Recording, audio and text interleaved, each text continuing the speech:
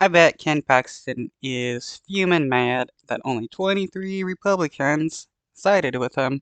There's the Dallas skyline because something remarkable, or what counts as remarkable these days, happened in Texas over the weekend. Attorney General Ken Paxton, a Republican, became just the third person ever to be impeached in that state, and he was impeached by Republicans. Wasn't even a close vote in the GOP-controlled state house.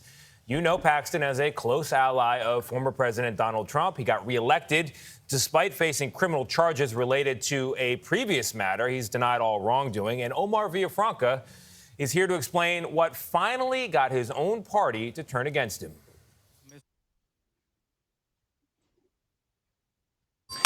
A majority of Texas House Republicans voted to impeach one of their own Saturday. The resolution is adopted. Acting to oust the state's Attorney General, Ken Paxton. He put the interest of himself above the laws of the state of Texas.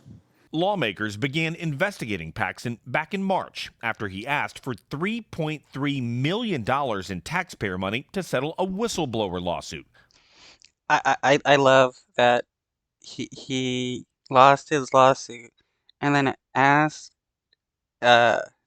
his government to give $3.3 million to pay for it. Filed by staffers whom Paxton fired after they went to the FBI with their corruption allegations.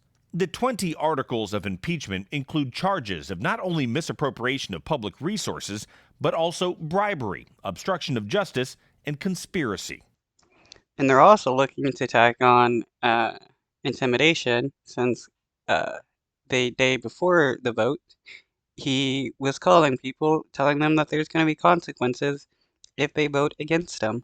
Houston Representative Ann Johnson is on the House Investigative Committee. The exposure of the felony crimes that Ken Paxton has done is the kind that would erode the public trust. In a statement, Paxton denied the allegations and denounced the proceedings as illegal, unethical, and profoundly unjust. Ring the bell. Some lawmakers who voted against impeachment questioned the process. It's what I call the hang 'em now and judge 'em later policy. Paxton's attorney says any alleged wrongdoings.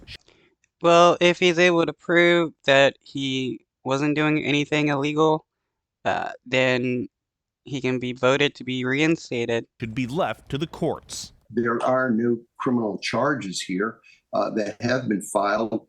So the process, I think, is deeply flawed in terms of denying due process.